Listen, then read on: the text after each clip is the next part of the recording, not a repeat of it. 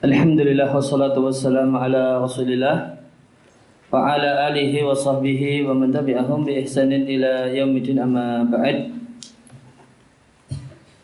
Ikhwatul iman rahimani wa rahimakumullah, kembali kita akan lanjutkan membaca dan mentelaah Al-Jawahir Al-Adniyah karya Syekh Dr. Labib Najib Abdullah Ghalib hafizallahu ta'ala. Kita akan bahas 5 qawaid al-kubra. Al-qaidatul ula, kaidah yang pertama adalah al-umur bimaqasidiha. Segala perkara itu tergantung maksud dan niatnya. Makna kaidah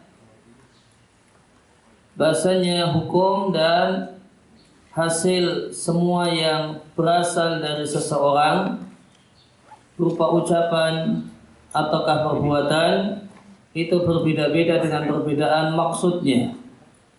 Perbedaan maksud dari tindakan tersebut, baik tindakan tersebut qauliyah berupa ucapan ataukah fi'liyah perbuatan. Maka siapa yang mandi dengan niat untuk membersihkan badan atau tabarruk menyegarkan badan, maka mandi ini tidak memiliki hukum orang yang mandi karena menghilangkan janabah.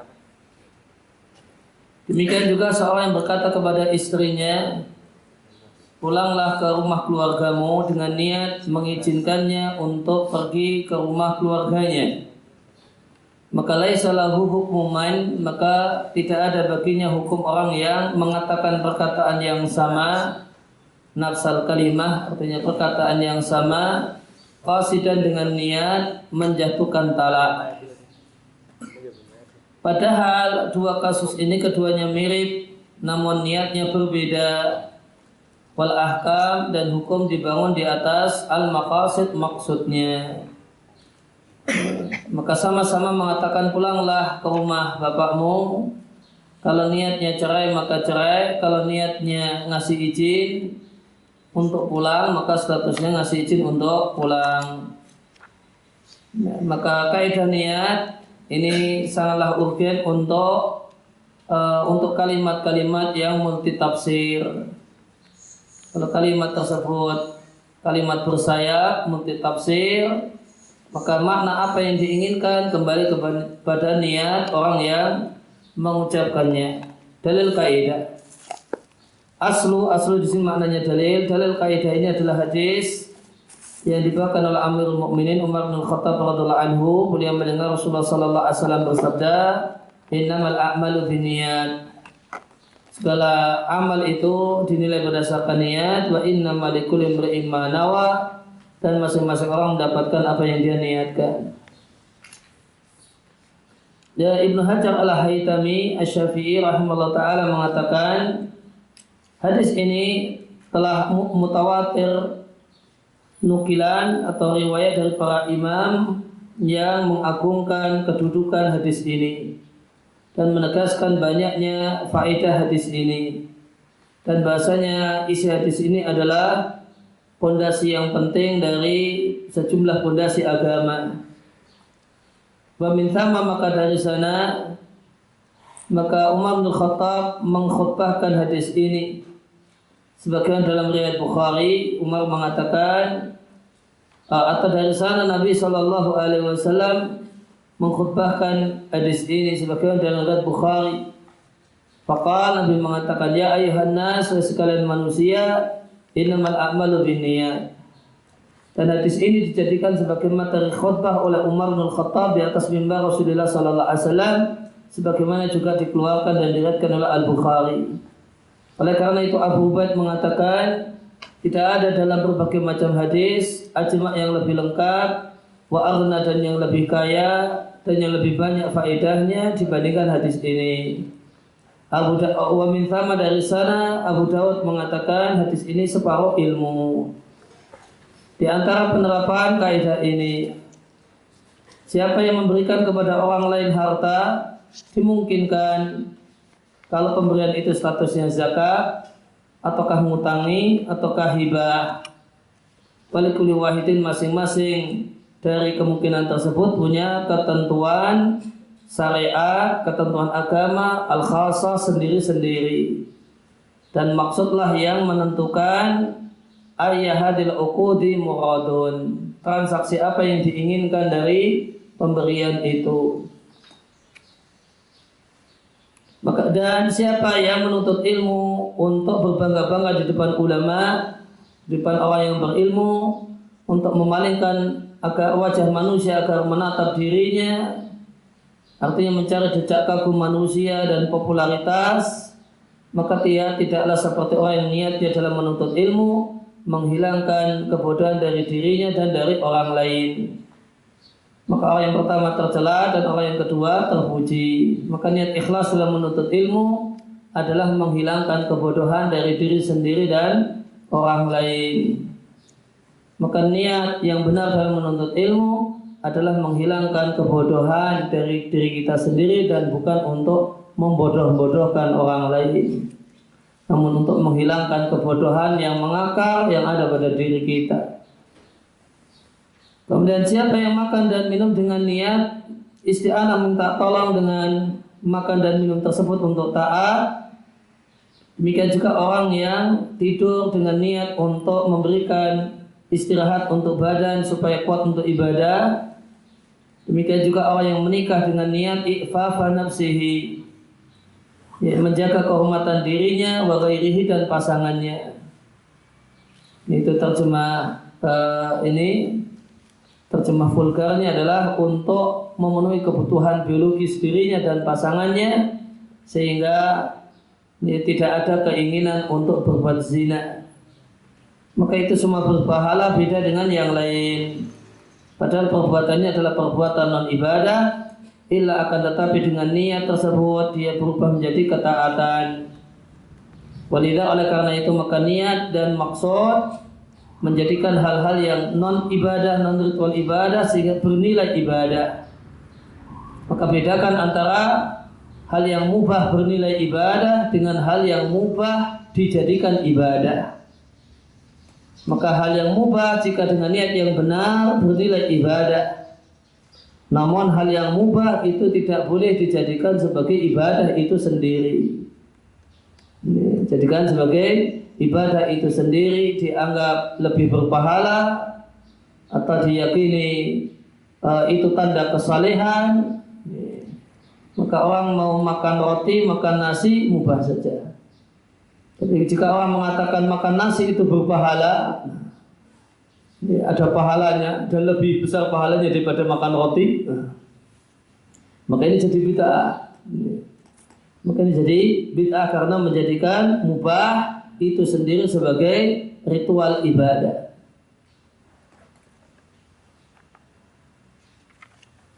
Wal ghaflatu anha dan kelalaian dari niat qad tusayyiru terkadang menjadikan hal yang bernilai ibadah dan taat menjadi nilainya biasa, nilainya perbuatan biasa. Maka niat itu adalah al-muhawwil al-ajib, pengubah yang luar biasa.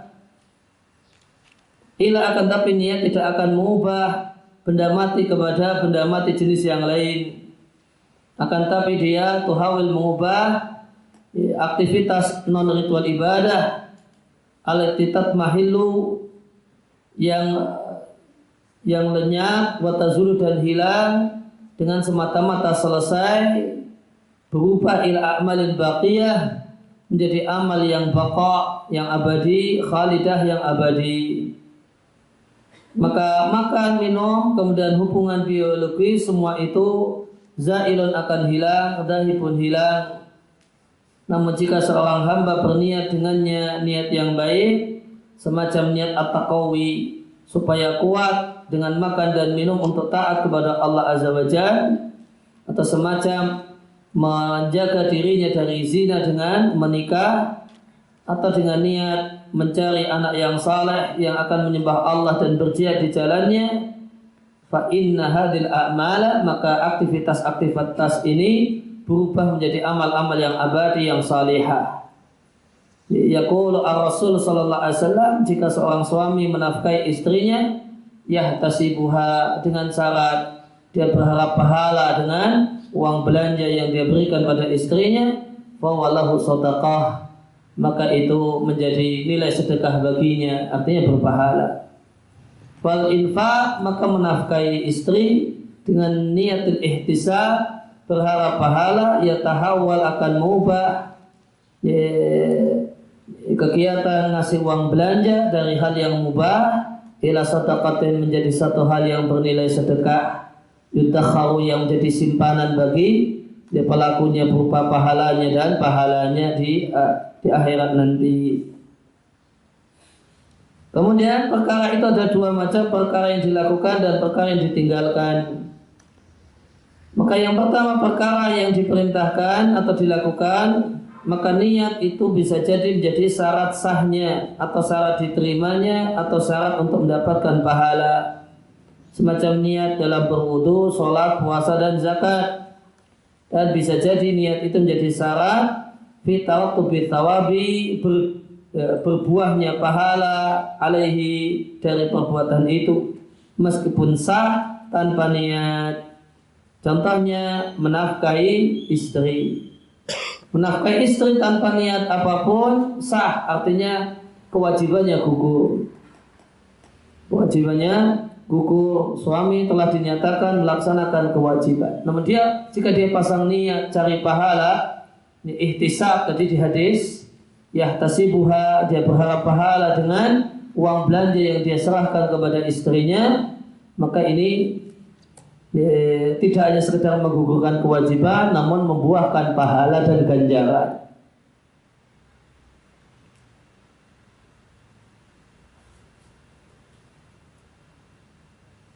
Dan perlu diketahui dalam mazhab Syafi'i, uang nafkah jika tidak diberikan oleh suami, nafkah yang belum dibayarkan oleh suami pada istrinya, itu menjadi hutang suami. Maka jika seorang suami kena PHK, akhirnya 6 bulan gak kerja, kemudian malah selama 6 bulan dinafkahi istri, maka dia punya dua hutang. Pertama, memakai duit istri untuk kepentingan pribadinya. Kemudian yang kedua, hutang nafkah yang menjadi kewajibannya, yang seharusnya dia berikan kepada istrinya. Kemudian yang kedua adalah perkara yang maksudnya adalah ditinggalkan. Maka niat terkadang menjadi syarat untuk mendapatkan pahala, bukan syarat sah. Semacam menghilangkan najis. Menghilangkan najis tanpa niat itu sah. Artinya tidak perlu diguyur lagi. Kalau memang sudah terguyur dan najis sudah pergi. Namun kalau niat, ada pasang niat ketika menghilangkan najis, maka ada pahalanya. Kalau tanpa niat tidak ada pahalanya. Demikian juga bayar utang kepada ila ashabiha, kepada orang yang menghutangi. Sekedar bayar, sekedar menyerahkan duit, gugur kewajiban. Namun kalau mau dapat pahala dengan menyerahkan duit, dapat pahala harus ada niat melaksanakan perintah Allah untuk bayar utang. Dan di antaranya justru yang layak untuk diingatkan di sini, bahasanya kata-kata yang tegas dalam babnya masing-masing tidak akan melihat niat dijatuhkannya kata-kata itu. Bal ila qasdi talafudhi biha. Bahkan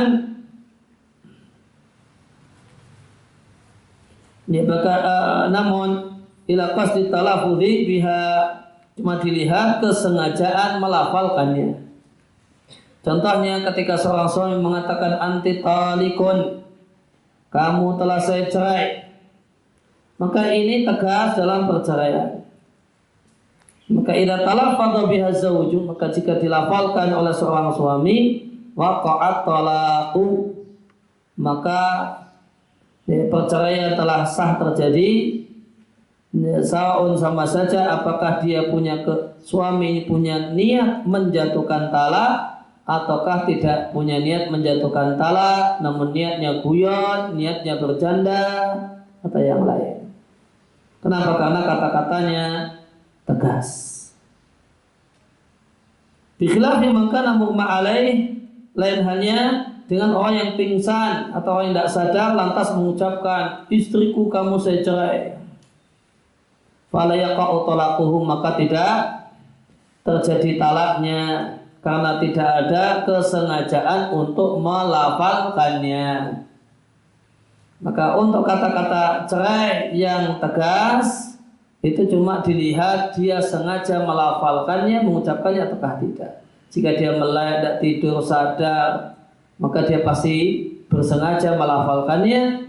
Maka apapun niatnya, mau guyon, main-main, mengancam, nakut-nakuti, jika ucapannya kamu saya cerai, maka sah sebagai cerai. Ya, maka kata-kata yang tegas itu melihat apakah ada kesengajaan melafalkan, kesengajaan mengucapkan ataukah tidak. Bukan melihat ada kesengajaan dan niat untuk menceraikan ataukah tidak. Nah, ada kesengajaan untuk ngomong itu ataukah tidak. Ada kesengajaan untuk ngomong kamu saya cerai ataukah tidak. Bukan, ini ada niat untuk menceraikan ataukah tidak. Ya, maka kalimat cerai itu ada dua macam. Ada kalimat yang tidak multitafsir, maknanya tunggal yaitu cerai. Maka tadi kaidahnya dilihat ada kesengajaan mengucapkannya ataukah tidak, tanpa melihat ada keinginan untuk menceraikan ataukah tidak.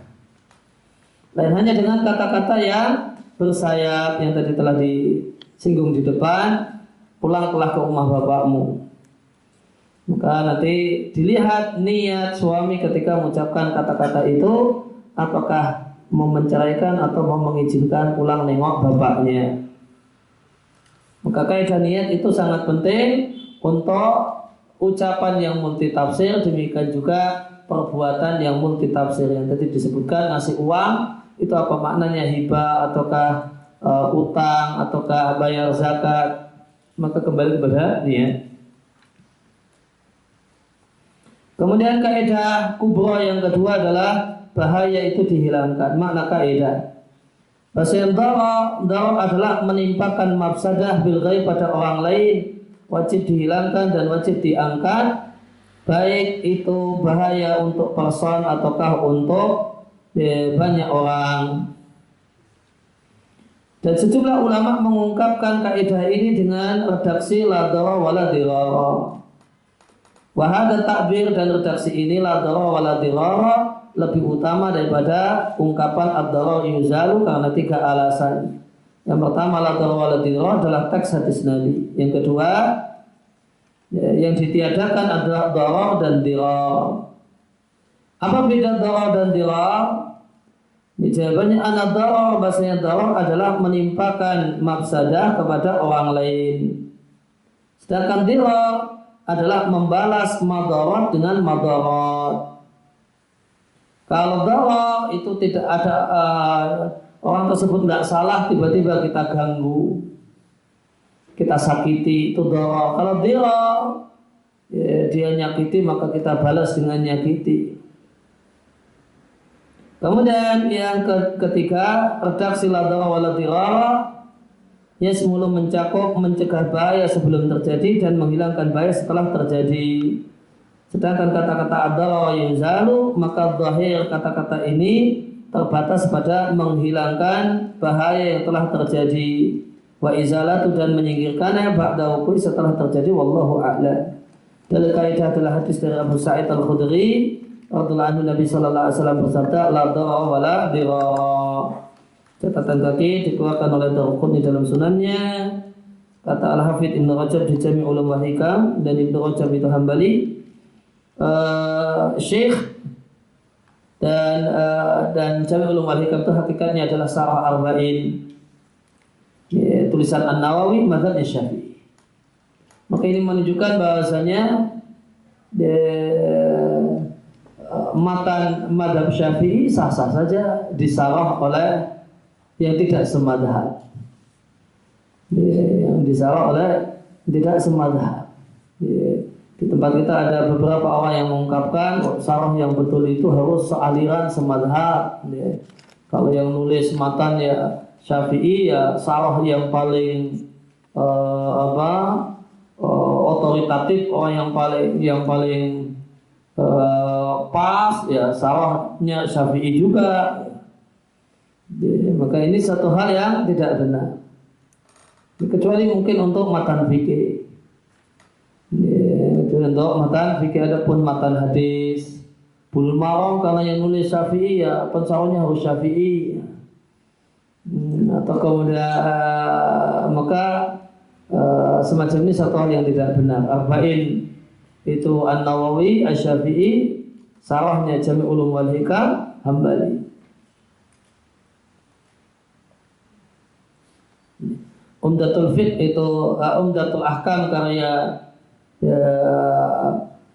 Abdul Ghani Al-Maqdisi Al-Hambali, disarah Ihkamul Ahkam oleh Ibnu Daqiqil Id Asy-Syafi'i.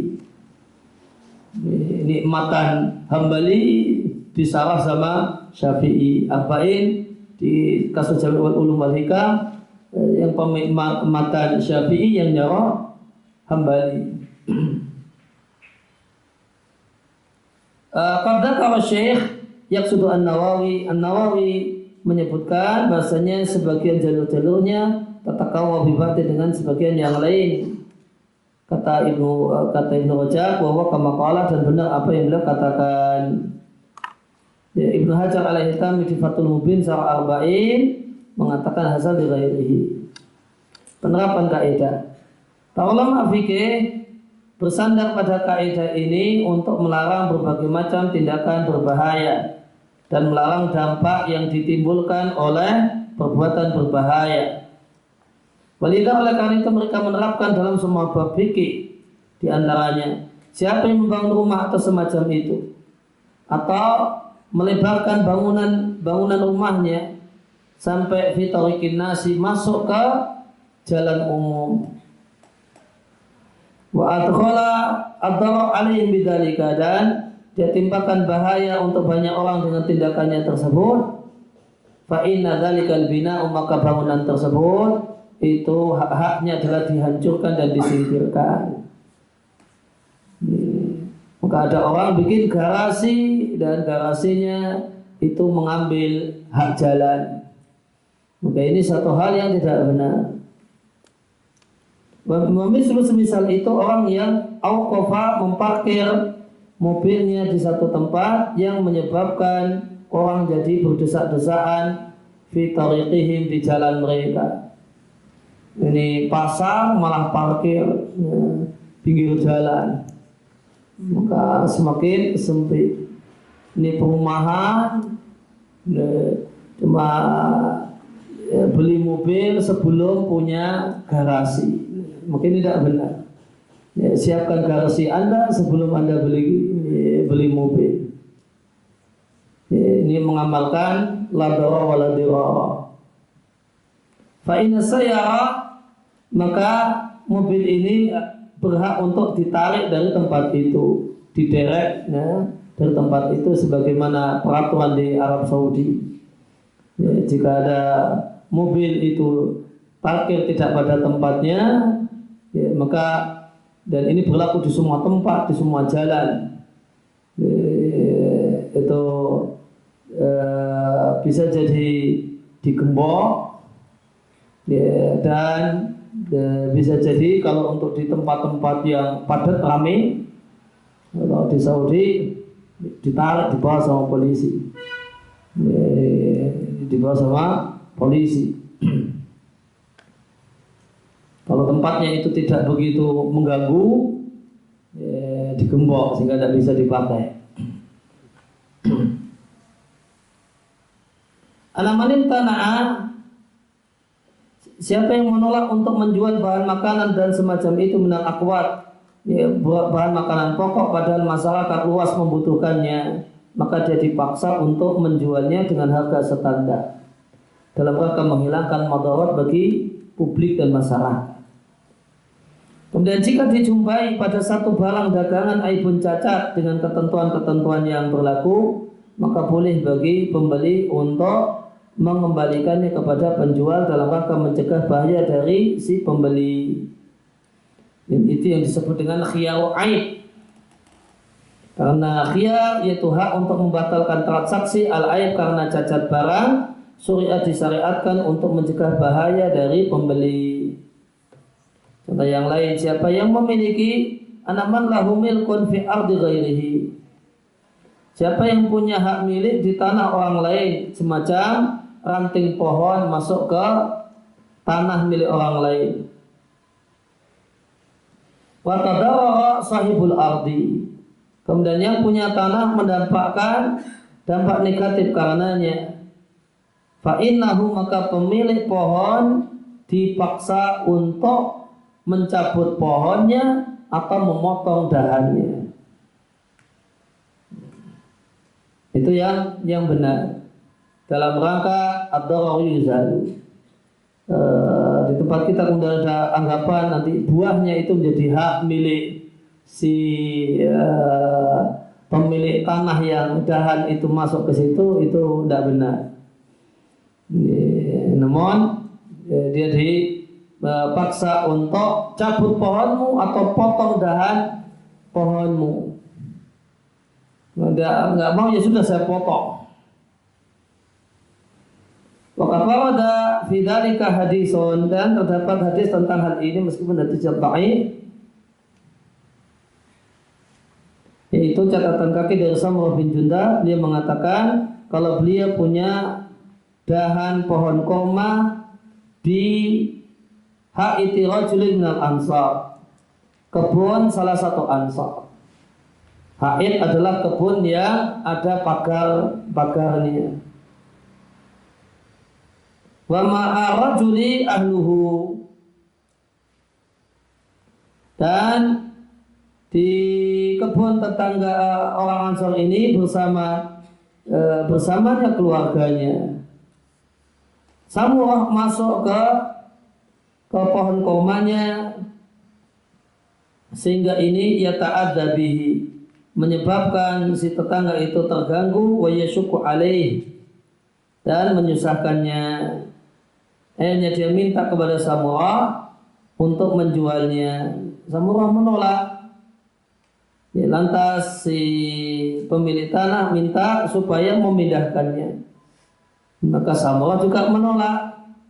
Akhirnya dia datang pada Nabi SAW melaporkannya. Fatalaba ilai'an Nabi. Maka Nabi SAW meminta kepada pemilik pohon untuk menjualnya. Pemilik pohon tidak mau. Nabi meminta kepada pemilik pohon untuk memindahnya, dia tidak mau. Akhirnya Nabi mengatakan, fahab lahu walaka kada wa kada. Ya sudah, hibahkan pohonmu itu untuk tetanggamu, engkau dapat pahala demikian dan demikian. Amran rohoba fihi, satu perkara yang Nabi motivasi pemilik pohon untuk melakukannya. Fahab tetap tidak mau, dimingi-mingi pahala juga tidak mau. Faqala, lantas akhirnya Nabi mengatakan, anta mudharun, engkau ini orang yang mau mengganggu tetangga memang. Nah, lantas Rasulullah SAW mengatakan pada pemilik tanah orang Ansar, pergilah, silahkan engkau cabut, silahkan engkau cabut pohonnya. Silahkan engkau cabut pohonnya. Ya, maka dia diminta untuk motong, dia nggak mau motong, ya, yang punya tanah punya hak motong. Dikeluarkan oleh Abu Dawud dalam sunannya dari hadis dhaif. Ibnu Rajab di Jami' Ulum Hikam mengatakan, kalau Ahmad mengatakan dalam riwayat dari Hambal setelah menyebutkan hadis ini, Imam Ahmad mengatakan, kullu man kana ala hadil jihadi, maka semua yang dalam kondisi semacam ini wa fihi darar, dan itu menyebabkan bahaya, yumna min dzalika, dilarang. Fa in ajaba, jika dia merespon untuk motong atau untuk mindah atau untuk nyabut, maka itu yang diharapkan. Jika tidak, maka penguasa yang memaksanya. Wala yadur bi akhihi fi dzalik, tidak boleh dia susahkan orang lain dengan hal itu. Fi dzalika fihi marfaqun lahu, padahal di tanah orang lain tersebut terdapat keperluan bagi si pemilik tanah. Ya, catatan kaidah ini dalam prakteknya harus dibatasi dengan kaidah yang lain yang ditetapkan oleh para ulama, yaitu kaidah yang mengatakan bahaya tidak boleh dihilangkan dengan bahaya yang semisal. Karena syariat yang datang mengajarkan untuk menghilangkan bahaya dan mencegah bahaya dan menghilangkannya. Mencegah itu artinya sebelum terjadi, menghilangkannya atau mengangkatnya itu setelah terjadi. Tidak mungkin mengajak untuk menghilangkan bahaya dengan suatu yang semisal. Fadlan lebih-lebih lagi kalau sesuatu yang lebih besar. Oleh karena itu maka jika terjadi pada satu barang dagangan cacat dan cacatnya itu di tempat pembeli, tsumma tala'a ala aibin qadimin fiha, kemudian dia mengetahui adanya cacat yang lebih lama fiha pada barang tersebut, maka gugur dari hak si pembeli, gugur darinya hak untuk boleh memulangkan barang.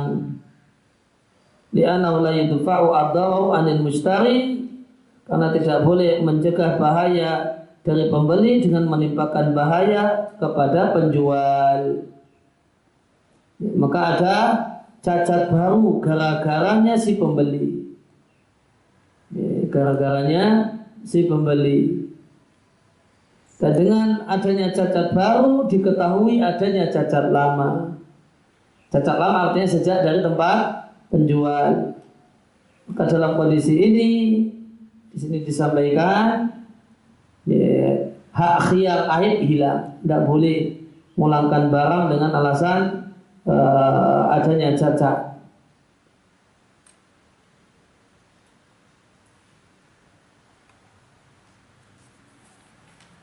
Nah, kemudian kaidah kubra yang ketiga, al-adatu muhakkamatun. Budaya masyarakat itu bisa jadi pertimbangan dalam hukum. Mana kaidah? Al-ada adalah keadaan yang berulang-ulang indan nas di tengah masyarakat. Ala najin dalam satu jalan, yakunu makbulan, dan dia diterima oleh orang yang punya tabiat yang selamat. Adat dan urf itu dua kata yang berdekatan. Bedanya apa? Ilahan al-adah, maka adat itu takunu khasatan au amatan. Kata-kata adat bisa merupakan kebiasaan individu au amatan atau kebiasaan masyarakat. Kebiasaan individu atau kebiasaan masyarakat. Maka misalnya siklus haid yang rutin itu disebut ada. Maka kata-kata ada atau adat itu bisa untuk kebiasaan individual, bisa juga kebiasaan komunal satu masyarakat. Bikhilafil urfi, lain hanya dengan urf, fala yakunu ila aman. Kalau urf itu tidaklah adat atau al-urf tidaklah maknanya kecuali budaya masyarakat.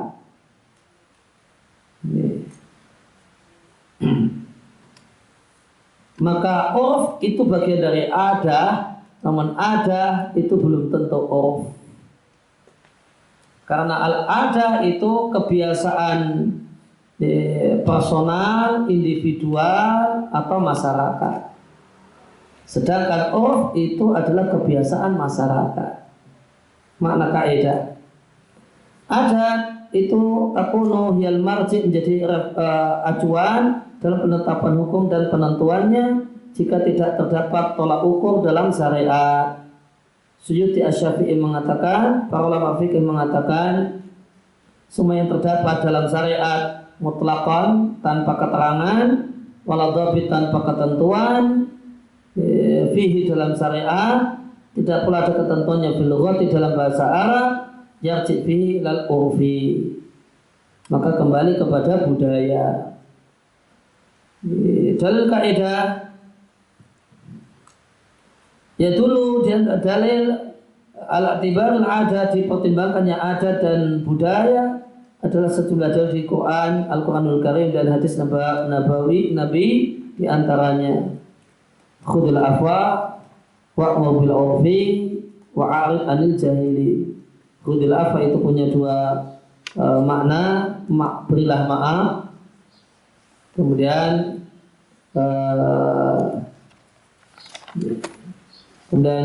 tafsiran yang kedua, terimalah apa yang mudah dari akhlak manusia. Artinya jadilah orang yang mudah untuk memaklumi karakter orang lain. Mudah memaklumi karakter orang lain. Jangan paksa orang lain itu harus bersikap sebagaimana yang dia inginkan. Dia ingin kalau temannya itu, kalau setiap ketemu dia senyum, mau galau, mau kemudian happy, pokoknya senyum. Padahal temannya tidak bisa seperti itu. Kalau dia happy, artinya lagi bolong ya senyum-senyum. Tapi kalau lagi banyak pikiran, sulit senyum. Maka terima apa adanya. Wa'mur bil 'urfi. Ma'mur bil 'urfi ini punya dua tafsiran. Perintahkanlah hal yang ma'ruf, perintahkanlah kebaikan. Tafsiran yang kedua mengatakan perintahkanlah hal yang sesuai dengan budaya. Wa'arid 'anil jahilin, selama tentu budaya tidak bertabrakan dengan syariat. Cueklah dengan orang-orang yang bodoh. Dari yang lain, pergaulah istri bil ma'ruf dengan pantas menurut budaya. Sabda Nabi Shallallahu Alaihi Wasallam kepada Hindun, istrinya Abu Sufyan, ambillah duitnya Abu Sufyan yang cukup bagimu dan anakmu bil ma'ruf dengan kadar yang pantas menurut budaya. Dan sabda Nabi Shallallahu Alaihi Wasallam, janganlah kalian dahului Ramadan dengan puasa sehari atau 2 hari sebelumnya, kecuali seorang yang kana yasumu sauman, punya kebiasaan puasa, maka silakan tetap puasa meskipun itu sehari sebelum Ramadan. Di antara penerapan kaidah an-nadhabatul fiddah, fiddah perak, dobah ini berkenaan dengan masalah wadah yang bentek apa ya? Retak. Ada wadah guci atau yang lainnya itu retak. Kemudian perlu ditambal. Jika ditambal ada piring atau wadah yang lainnya.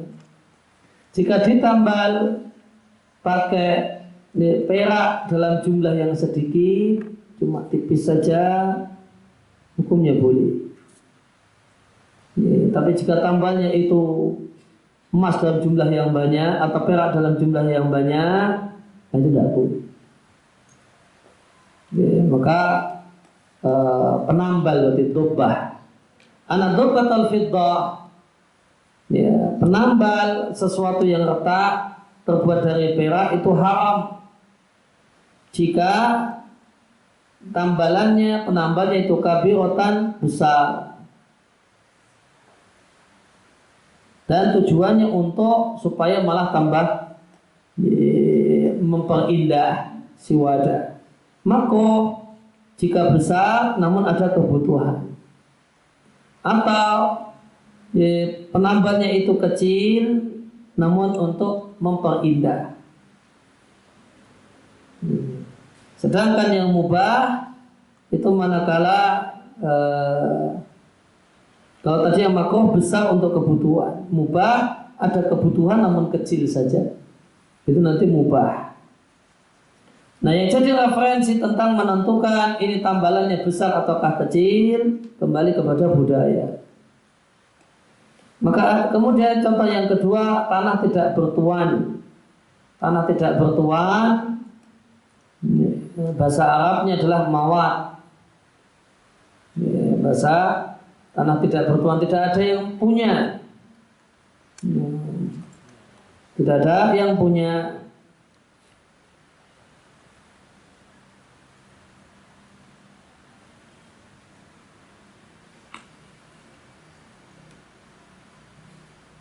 Kalau di Jogja dulu kaedahnya semua tanah di daerah Jogja yang tidak ada yang punya, maka itu milik sultan.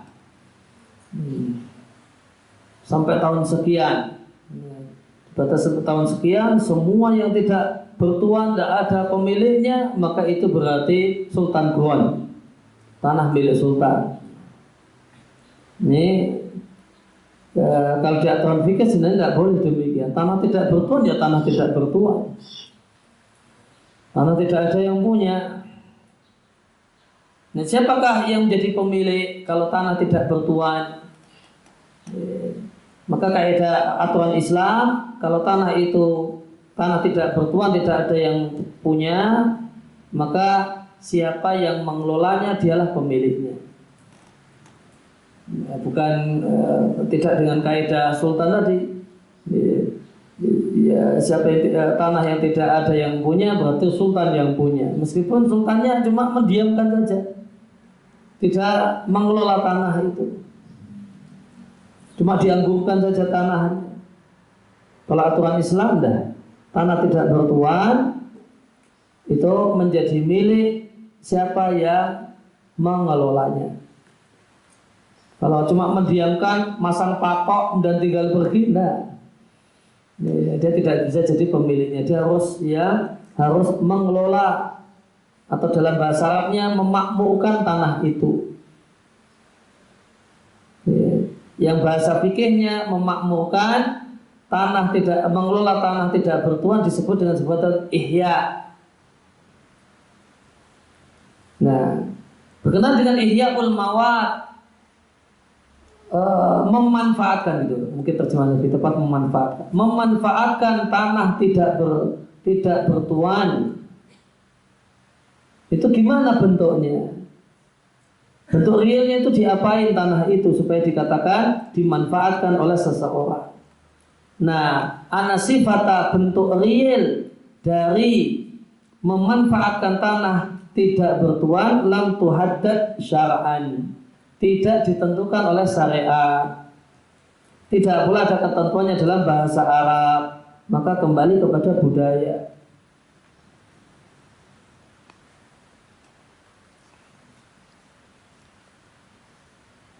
Maka itu berbeda dengan perbedaan maksud dari pemanfaatan. Kalau maksud dari pemanfaatan ini mau menjadikannya sebagai lahan pertanian,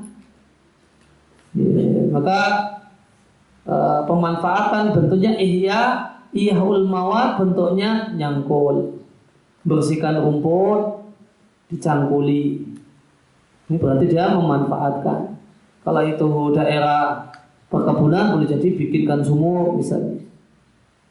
Itu bikin sumur di satu sisi, salah satu bagian. Ini bentuk mau memanfaatkan lahan tidak bertuan ini untuk lahan pertanian. Dan lagi nanti kalau mau dimanfaatkan untuk hunian,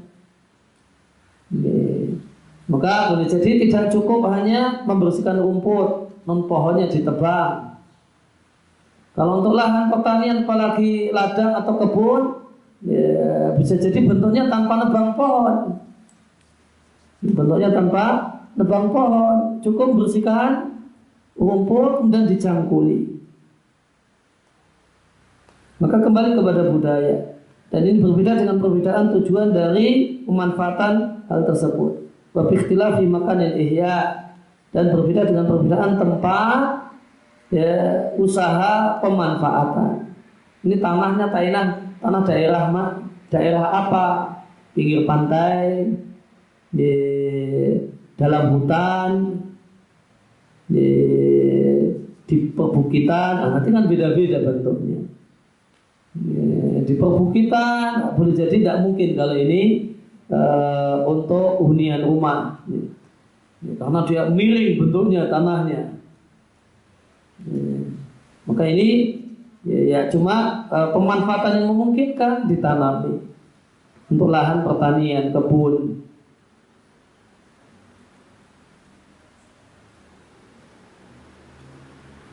Di catatan kaki Al-Hisni di Kifayatul Akhyar, Sarah Matan Takrib disampaikan, jika tujuannya adalah maskan tempat hunian, maka disyaratkan at-tahwid, disyaratkan dia pagar keliling tanah itu, bihijaratin pakai batu, au ajirin au tinin, au khasyabin au qasbin. Bisa jadi dengan tin, dengan lumpur, khasyab kayu, au qasbin atau bambu. Itu bisa mungkin bihasabil kurang hak, bihasabil adah menurut kebiasaan. Wa istarat aidan, dan juga disyaratkan kalau memang mau dijadikan tempat hunian, taskiful ba'di, sebagiannya dibikinkan atap. Wa nasbil bab ala sahih, dipasangnya pintu menurut pendapat yang kuat fihima pada keduanya, dan tidak disyaratkan asukna bil hali, seketika harus ditempati. Al-Muhammili mengatakan al-iwa ilaiha syartun, menempatinya itu syarat. Itu lagi ulama Syafi'i Al-Muhammili kalau penulis Kifayatul Akhir tidak mempersyaratkan harus ditempati. Jadi kalau Al-Muhammili mempersyaratkan al-iwa, menempatinya, menghuninya, itu syarat. Ini mau dimanfaatkan sebagai lahan hunian.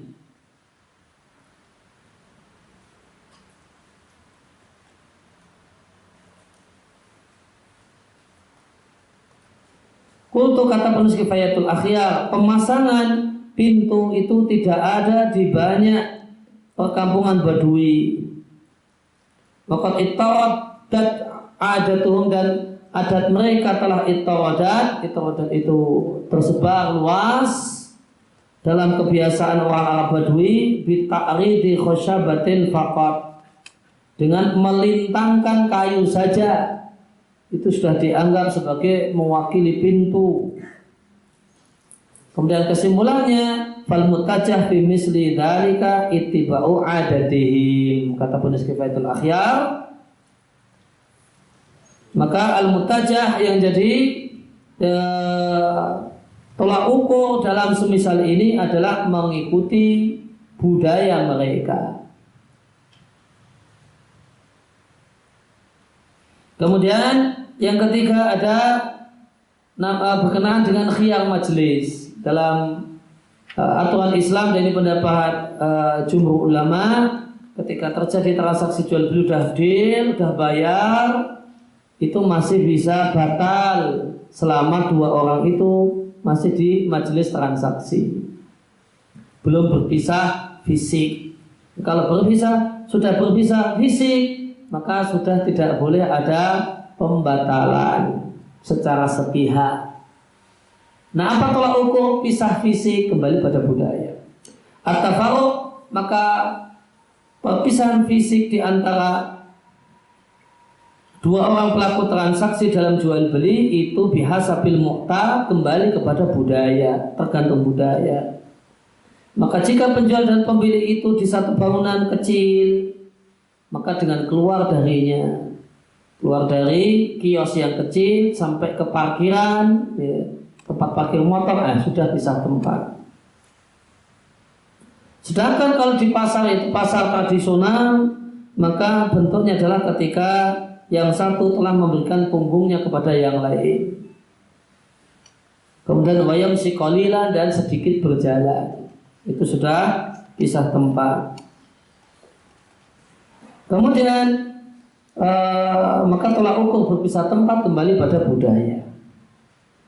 Sholat tidaklah batal, sholatuman latab tulu sholatuman, sholatnya orang yang berbicara karena lupa atau tidak tahu tidaklah batal manakala bikalamin qalilin, dengan sedikit kalimat, dan batal jika dengan banyak kalimat. Wal qillah wal kathrah, dan banyak dan sedikit kembali pada budaya. Nah, berapa budayanya yang ditawarkan oleh Syafi'iyah? Situ kalimatin, 7 kata atau 6 kata, urfiyatin menurut fa'aqal atau kurang dari itu.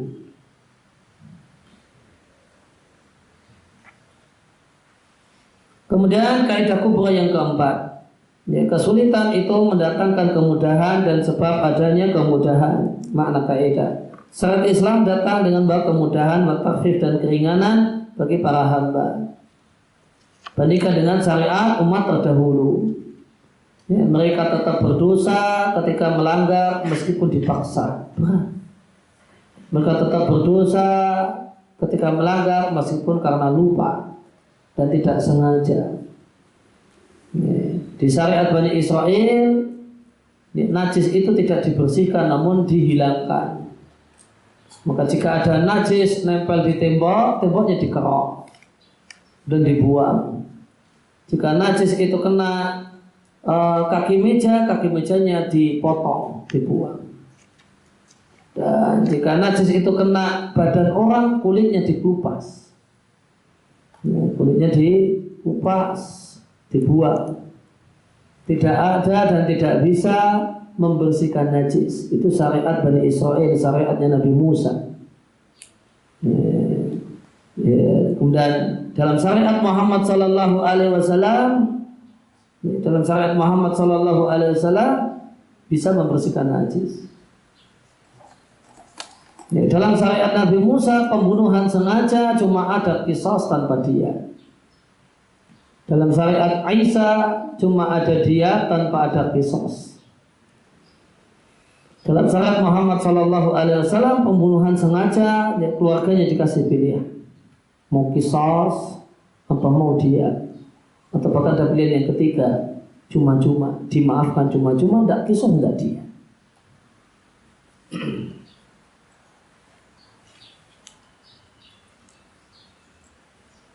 Fa'idha hasalah, maka jika terjadi apa yang menyusahkan hamba, wa yudkhilul anata, dan memasukkan kesusahan pada hamba, datanglah kemudahan dan keringanan bagi hamba, boleh jadi dengan dihilangkan secara total atau dimudahkan bagi mereka. Dalil kaidah firman Allah Ta'ala, wa ma ja'ala alaikum fid dini min haraj. Allah tidak menjadikan kesempitan dalam agama kalian. Allah berfirman, yuridullahu bikumul yusra wa la yuridu bikumul usra. Allah menginginkan kemudahan untuk kalian dan tidak menginginkan kesulitan bagi kalian. Dan sabda Nabi Sallallahu Alaihi Wasallam, inni ursiltu bi hanifiyatin samhatin, aku diutus dengan membawa agama yang mengajarkan tauhid, samhatin, dan kelapangan. Penerapan kaidah. Suyuti Asy-Syafi'i rahimahullah taala mengatakan, ulama mengatakan, yatakhawaju, derivat dari kaidah ini adalah semua keringanan syariat dan semua rukhsah syariat dan keringanannya.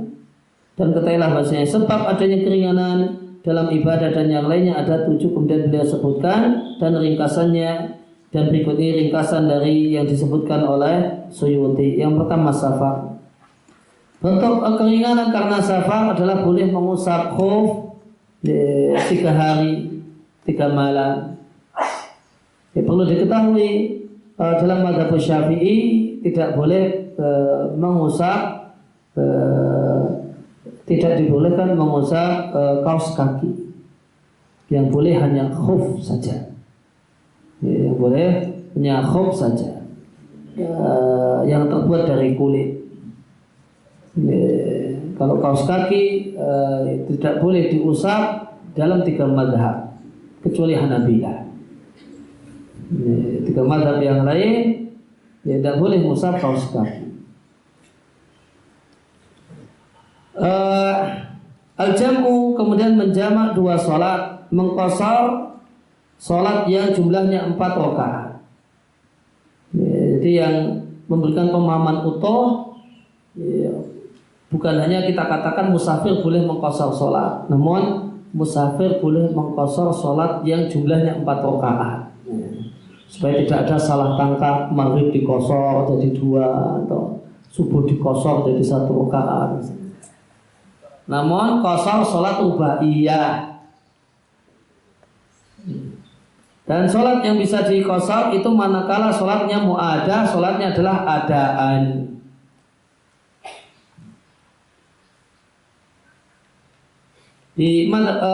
Jika ada orang dia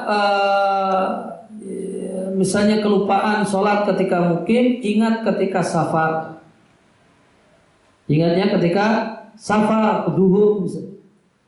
Dia lupa zuhur ketika mukim, kemudian ingat ketika safar. Maka dia kerjakan sholat yang kelupaan dan tidak boleh kosong. Harus 4. Kemudian ada orang yang demikian juga kelupaan saat safar, ingat saat mukim, maka tidak boleh kosong.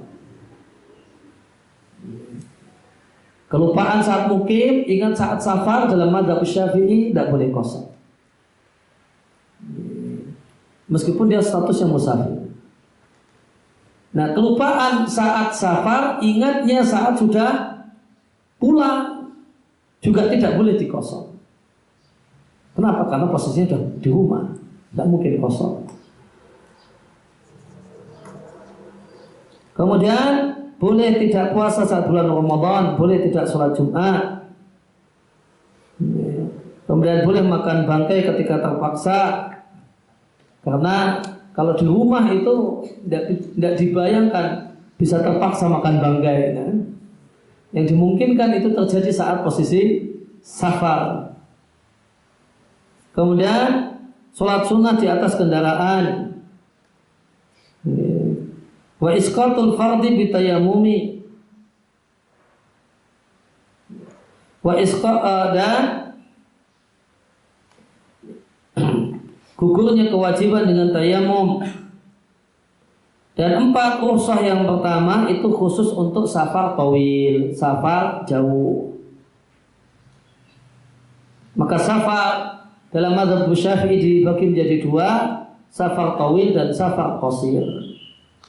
Safar tawil itu manakala sudah boleh qasar karena perjalanannya, dia sudah keluar dari negerinya dan tujuan perjalanannya adalah jarak qasar.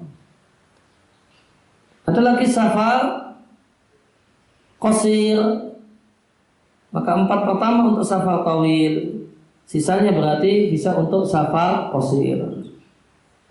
Nah, safar qasir itu sudah keluar dari negerinya, namun jarak dia sudah meninggalkan negerinya, non jarak yang ingin dia tempuh belum sampai jarak kosong. Maka tolak ukur dari safar tawil atau safar qasir keluar dari balad, keluar dari negerinya. Yang dimaksud negeri itu bukan kecamatan, bukan kabupaten, bukan provinsi, namun bangunan bersambung, berjejer. Ada bangunan rumah, kemudian bangunan rumah, kemudian bangunan rumah, kemudian bangunan rumah. Itu masih negerinya, meskipun sudah beda provinsi. Nanti setelah keluar dari bangunan bersambung, ketemu lahan persawahan terbentang luas, nah baru dikatakan dia keluar dari negerinya. Dan hak-hak musafir itu baru boleh diambil setelah keluar dari negerinya. Hak-hak musafir baru boleh diambil setelah keluar dari negerinya. Dengan definisi negeri sebagaimana yang tadi saya sampaikan. Nah, keluar dari negeri, namun jarak tujuan dia, misalnya untuk keluar dari negerinya, dia perlu perjalanan ke arah selatan misalnya, dia perlu perjalanan 30 kilo baru keluar dari negerinya. Tujuan safar dia antara tempat tinggal rumahnya sampai tujuan safarnya 50 kilo. Namanya ini berarti apa, safar apa? Tawil atau qasir? Qasir. Karena jarak safar, jarak qasar kurang lebih 83 atau 80-an kilo. Ada orang ya, untuk keluar dari negerinya dia perlu perjalanan ke arah selatan 60 km. Itu baru keluar dari negeri. Karena ini kota besar, kotanya makin lama melebar. Itu tidak keluar itu melebar terus. Makin tahun untuk keluar negeri tambah, keluar dari barat semakin sulit. Maka Dulu keluar dari negerinya boleh jadi ke selatan 30 kilo, tahun berikutnya jadi ke selatan 40 kilo, tahun berikutnya ke selatan 50 kilo, tahun berikutnya ke selatan 60 kilo baru keluar dari negeri. Tahun berikutnya ke selatan 70 kilo baru keluar dari negeri. Baru ketemu lahan kosong, baru keluar setelah 70 kilo. Kemudian daerah tujuan safarnya dari tempat tinggalnya 83 kilo atau 85 kilo. Nah ini safar tawil. Namun ingat, dia baru boleh ngambil proses safar setelah keluar dari negerinya. Itu perjalanan dulu 70 kilometer dulu keluar dari negeri, nah baru boleh kosong, boleh jamaah.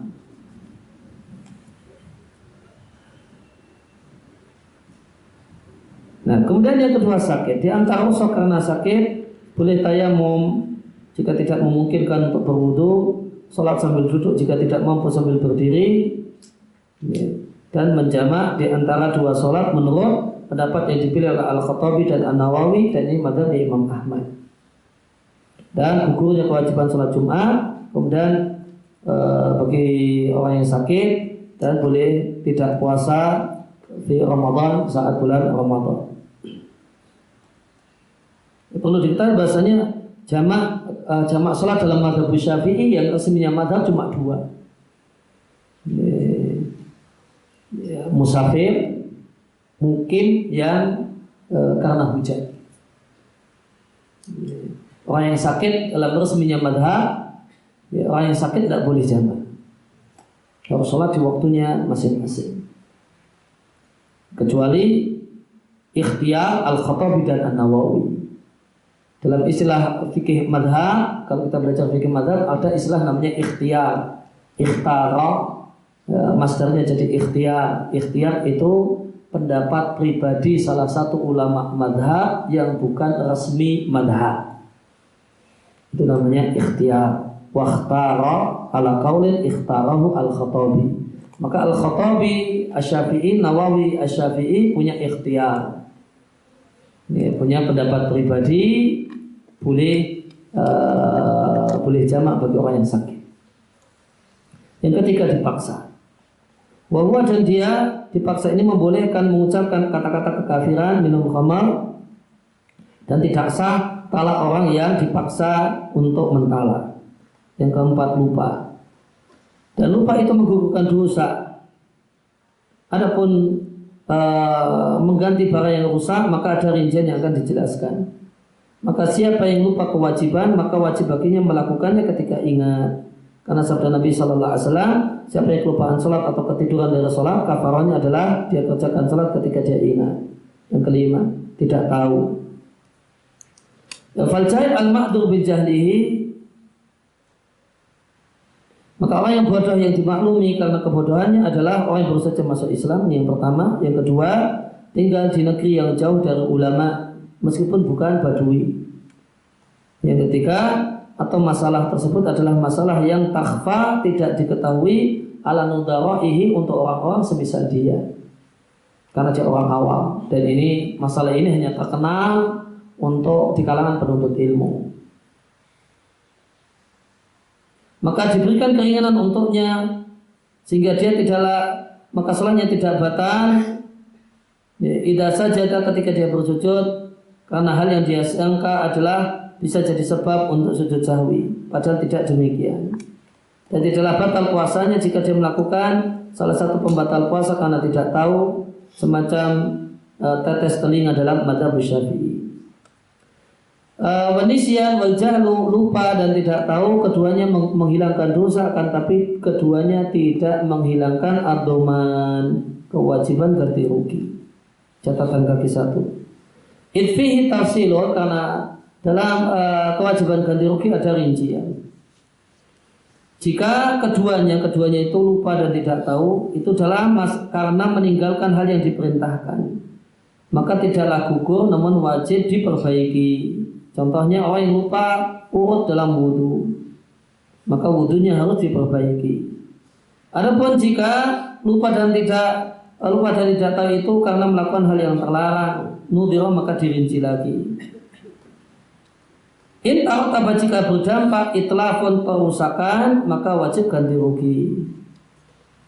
Kaman seperti orang yang mengerok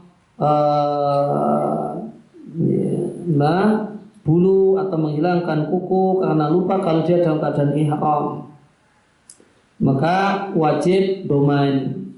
Dia tidak dosa, non wajib doman. Domannya apa? Bayar fidyah. Fidyah melakukan larangan saat ihram. Fidyahnya ada tiga-tiganya boleh milih, menyembelih seekor kambing, puasa 3 hari, atau ngasih makan 6 orang miskin tanah haram. Namun jika meninggalkan larangan tersebut tidak berdampak itlaf pengurusakan, faliyalzamu syai'un, maka tidak ada sesuatu yang wajib. Contohnya makan dan minum lupa kalau dia berpuasa. Kemudian yang keenam, al-usru kesulitan dan umumul balwa. Semua orang punya masalah yang sama. Itu umumul balwa. Fama'amma bi al-balwa, maka jika masalah tersebut merata semua orang mengalaminya, wasyaqqa sehingga kesulitan untuk jaga diri darinya, maka dimaafkan dalam rangka memberikan kemudahan. Oleh karena itu maka syariat memaafkan sedikitnya darah di kain atau di badan. Demikian juga najis yang tidak bisa ditangkap oleh at-tarfu. Tarfu itu pandangan al-mu'tadilu, pandangan normal. Minan najasat najis. Jika itu najis yang tidak bisa dilihat oleh mata normal, itu dimaafkan. Demikian juga dimaafkan kenajisan hewan yang tidak punya darah nafsa, di sini artinya darah yang mengalir. Contohnya nyamuk dan sebagainya, jika dibunuh tidak punya darah yang mengalir, itu najisnya dimaafkan.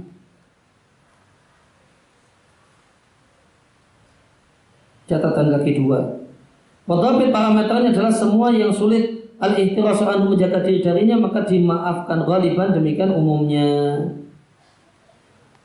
Itu dimaafkan dengan 3 syarat.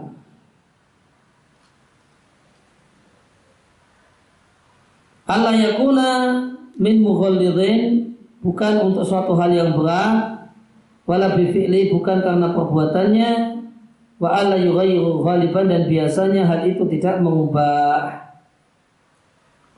Yang ketujuh ada istilah namanya an-naqs, orang yang tidak sempurna, mencakup anak kecil, orang gila, maka keduanya bukan mukallaf karena dinilai nakas tidak sempurna.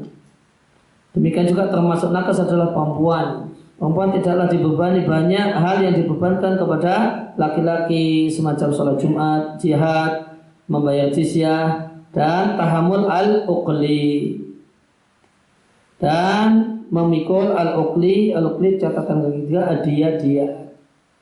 Maka ada pembunuhan tidak sengaja, itu bayar diyatnya dibebankan kepada akilah atau asobah, dan asobah laki-laki, perempuan tidak masuk. Demikian juga boleh bagi perempuan memakai sutra dan emas lain hanya dengan laki-laki. Kemudian kaidah kubra yang terakhir, yang kelima, adalah yakin tidak bisa dihilangkan dengan ragu-ragu. Makna kaidah yakin adalah keyakinan yang kokoh yang mencocoki realita. Ragu-ragu adalah bimbang di antara 2 perkara, tidak ada kelebihan satu daripada yang lain. Jika tawajjah adalah amrain, jika salah satu kemungkinan itu yang lebih kuat, maka yang lebih kuat disebut dhon dan yang kurang kuat disebut wahm. Dan 4 hal ini, ada syak, ada yakin, dhon dan wahm, disebut maratibul idrak, level-level pemahaman. Mana kaidah? Jika terjadi pertentangan antara yakin dengan ragu-ragu, maka yakin lebih didahulukan karena yakin itu qat'i, sedangkan ragu-ragu itu bimbang, tidak bisa ditegaskan. Jika tidak bisa ditegaskan, bagaimanakah mungkin yuqaddam, didahulukan daripada yakin? Dalil kaidah. Hadis Abdullah bin Zaid, beliau mengatakan diadukan pada Nabi SAW seorang yang punya khayalan kalau dia mendapatkan sesuatu pada sholatnya itu, dihayalkan badannya kalau dia kentut. Maka Nabi katakan tidak boleh bubar. meninggalkan sholat sampai mendengar suara atau mendapatkan bau kentut. Contoh penerapan kaidah, siapa yang yakin toharah dan ragu-ragu sudah hadas ataukah belum, maka hukum asalnya kita pertahankan status toharah. Siapa yang yakin hadas dan ragu-ragu sudah toharah ataukah belum, hukum asalnya kita pertahankan status hadas. Jika seorang itu ragu-ragu apakah dia telah sholat fardu ataukah belum, maka hukum asalnya dia belum sholat. Itulah yang yakin. Jika seorang yang berpuasa itu ragu-ragu tentang tenggelamnya matahari, maka dia tidak boleh batal puasa dengan semata-mata ragu-ragu, karena hukum asalnya adalah masih siang. Jika seorang itu bimbang apakah dia telah bayar utangnya kepada Amr ataukah belum, maka hukum asalnya dia masih punya utang sama Amr. Fi dhimati dalam tanggung jawabnya. Karena inilah yang yakin, sedangkan pelunasan utang itu diragukan. Jika seorang perempuan ragu-ragu apakah dia telah menyusui anak bayi tersebut 4 susuan atau 5 susuan, maka belum jadi mahram baginya. Karena yang yakin adalah 4 susuan, yang kelima itu diragukan. Penadhir hada dan semisal halal di atas untuk basuh anggota wudu, rakaat sholat, jumlah tawaf dan yang lain. Ya, kemudian halaman 34, qala Nadhim rahimallahu taala, la yusghalul masghulu wa saqitu la ya'udu wa tabi'u tabi'un tala. Sesuatu yang sibuk tidak boleh disusahkan dengan kesibukan.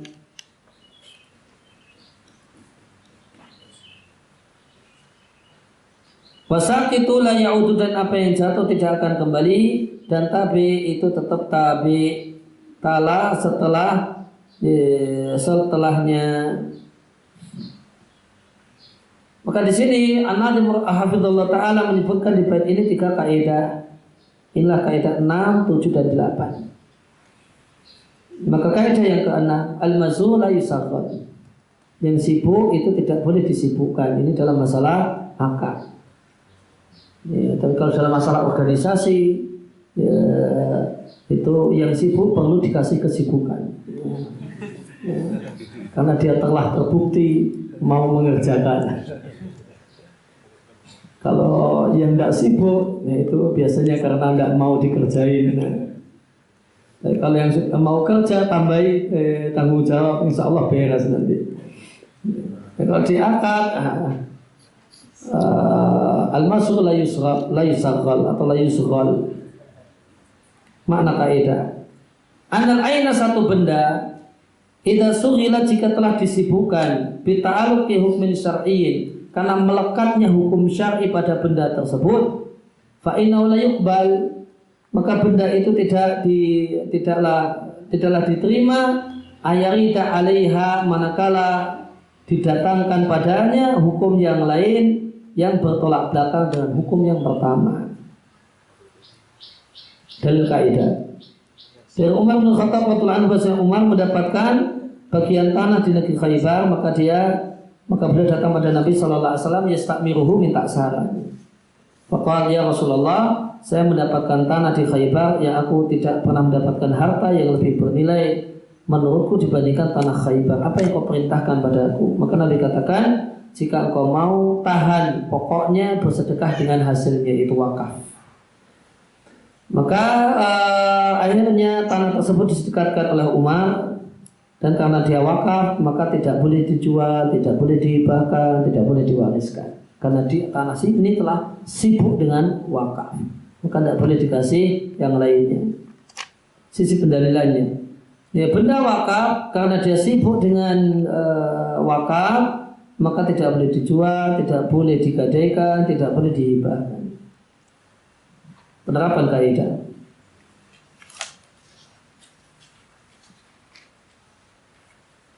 Boleh tayamum meskipun ada air, manakala air tersebut dibutuhkan untuk menghilangkan dahaga.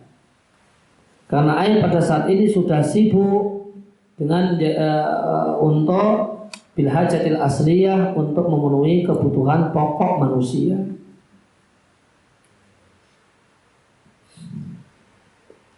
Seandainya seorang itu bernadar untuk iktikaf dan nadarnya itu berturut-turut 5 hari berturut-turut, saya akan iktikaf, maka tidak boleh baginya keluar dari masjid untuk melakukan ibadah yang lain semacam sholat jenazah, karena dia telah tersibukkan dengan iktikaf. Jika seorang itu telah meletakkan ainan satu benda, rohnan sebagai gadai atau agunan, bidainin untuk utangnya, tidak boleh dia jadikan benda ini gadai untuk utang yang kedua, karena benda ini telah sibuk dengan transaksi atau akad gadai yang pertama.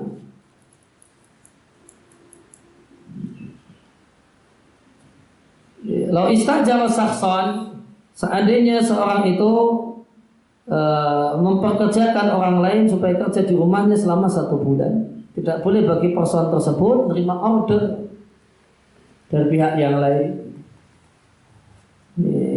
Maka tidak boleh bagi orang itu untuk istajar, menerima pekerjaan di tengah-tengah jangka muddah, jangka waktu kerjanya di orang yang pertama, tidak boleh menerima dari pihak yang lain. Insighalihi mal awal, karena dia telah sibuk dengan pemilik pekerjaan yang pertama. Ya, dan dia disebut dengan sebutan ajir khas, ya, pekerja yang memang khusus bekerja pada pihak tertentu. Ya, maka pekerja itu ada 2 macam, ada ajir khas. Ya, ajir khas itu sifatnya telah terjadi bekerja pakai jam kerja. Kalau dia bekerja dengan orang pakai jam kerja dari jam sekian sampai jam sekian, Anda kerja sama saya selama 1 pekan, atau kerja sama saya jam sekian sampai jam sekian selama seminggu di rumah saya, atau selama sebulan di rumah saya, maka ini namanya ajir khas. Dan dia biasanya kontraknya itu waktu. Maka ketika pekerja ini telah menyediakan waktunya untuk bosnya, ternyata bosnya tidak memberikan kegiatan padanya, maka orang ini berhak untuk dapat upah. Karena kewajiban ajir khas adalah menyediakan diri. Ini loh saya di jam kerja saya standby, mau diperintahkan untuk apa sesuai dengan kontrak kerja. Kok ternyata sebulan itu nggak ngapa-ngapain. Dia cuma masuk kantor, sebulan nggak ngapa-ngapain, nggak ada kerjaan, nggak ada orderan. Ya, dia berat dapat gaji. Tidak kita katakan dia makan gaji buta. Enggak, dia sudah masuk kantor. Dia sudah masuk kantor. Kalau dia nggak masuk kantor, nah itu gaji butanya. Kemudian ada ajir am. Dia bekerja untuk banyak orang. Ini biasanya kontraknya adalah kerjaan selesai di tanggal yang dijanjikan. Kerjaan selesai di tanggal yang dijanjikan. Kalau ukurnya selesai kerja, bukan jam kerja. Misalnya orang laundry itu ajir am. Karena yang penting ini sepekan, yang ini 3 hari, yang ini udah dikontrak, yang ini 2 hari, yang ini sehari misalnya. Maka di satu waktu dia bisa kerja dengan banyak orang. Dia bisa kerja dengan banyak orang. Misalnya mesin cucinya kerja semua, dia masukkan ini pesanan si A di mesin cuci A, pesanan si B di mesin cuci B, dan seterusnya. Maka dia ajirnya ajir am. Dia bekerja pada banyak orang dalam satu waktu, karena dia tidak menjual jam kerjanya. Kalau ajir khas itu menjual jam kerjanya. Ini waktunya dia jual. Dan di jam kerja tersebut si pekerja ini sudah tidak lagi menjadi pemilik waktu. Di jam kerja tersebut si pekerja ini bukan lagi pemilik waktu. Pemilik waktunya adalah orang yang telah membeli waktunya, yang mempekerjakannya.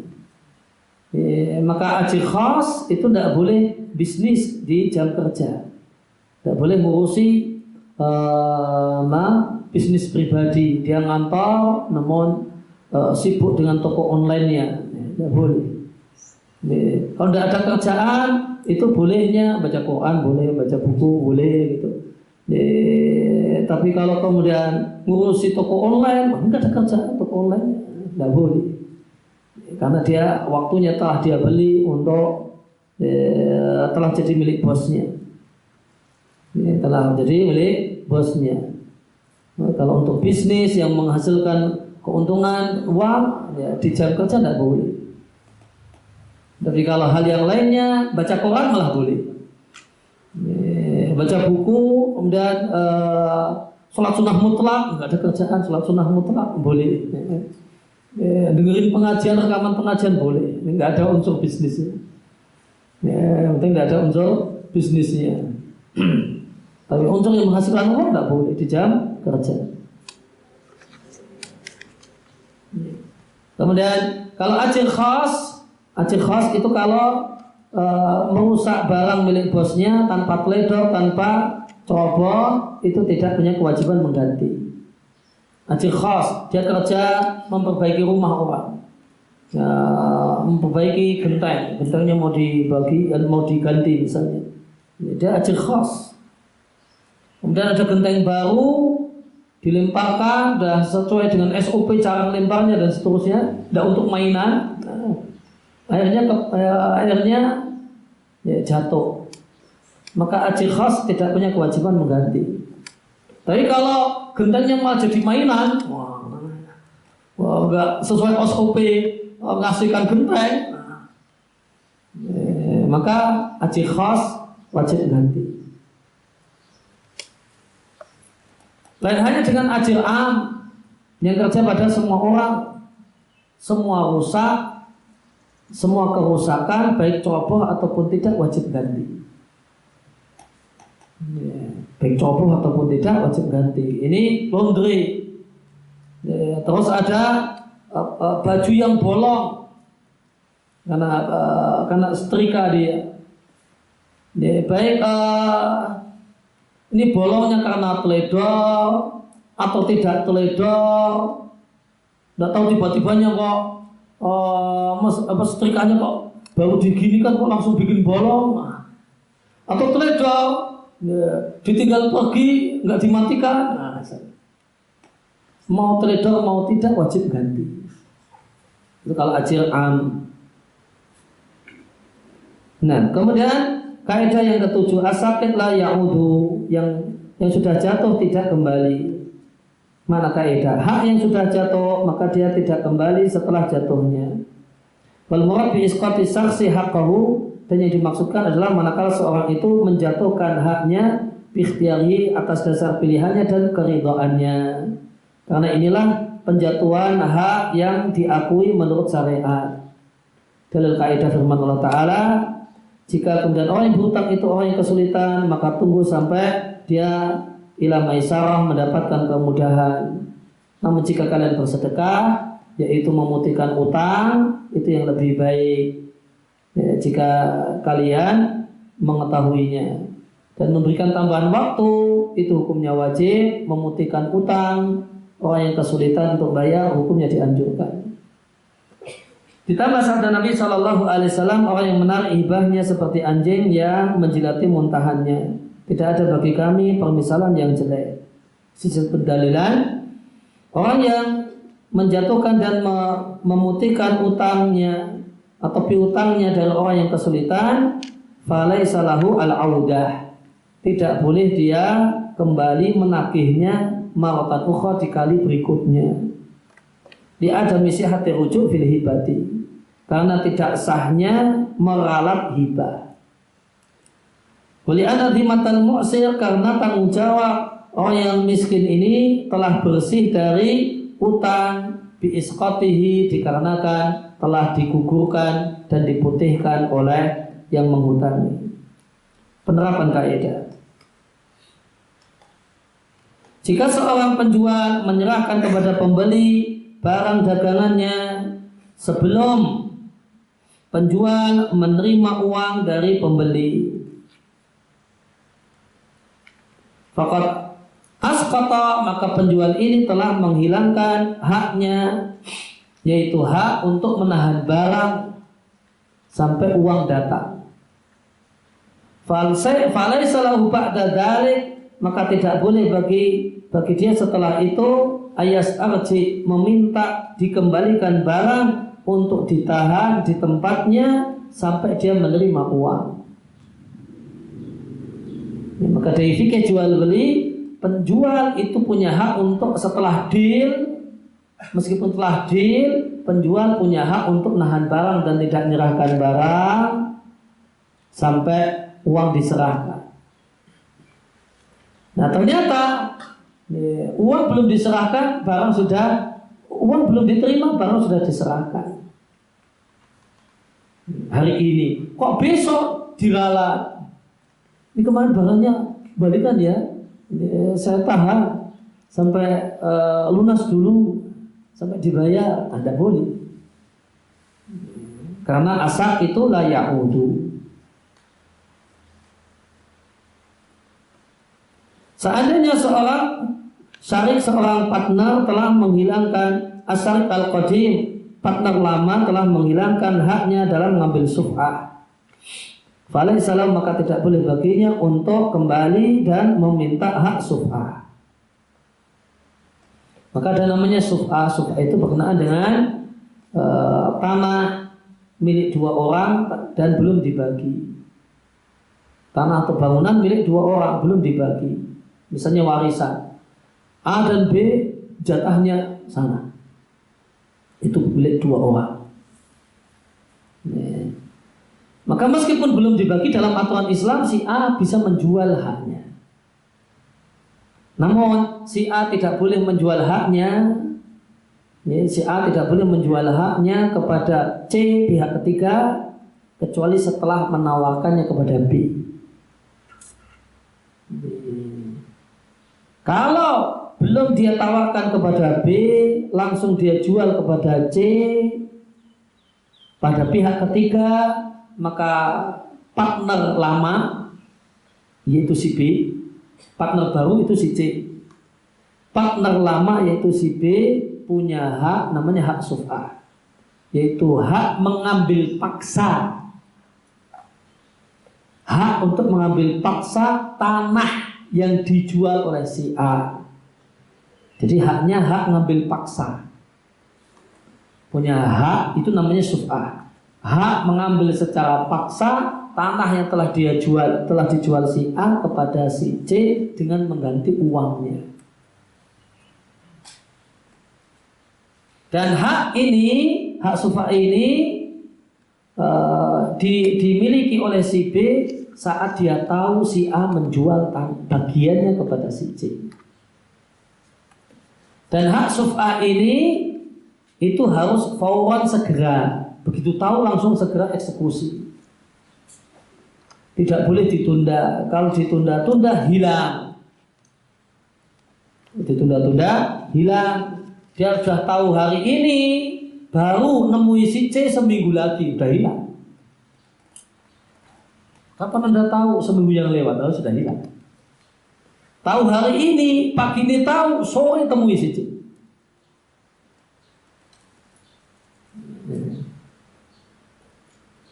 Nah, ketika si B itu menggugurkan hak suf'ahnya, ya, setelah itu berubah pikiran, mau ngambil hak suf'ahnya, sudah tidak boleh.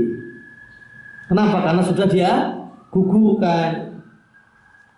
Maka seandainya asyarik al-qadim, partner yang lama yaitu si B, telah menggugurkan hak suf'ah, haknya untuk mengambil fi suf'ati suf'ah, falaisa lahu ayya'ud, maka tidak boleh kemudian dia ralat, kemudian dia minta suf'ah, tidak boleh.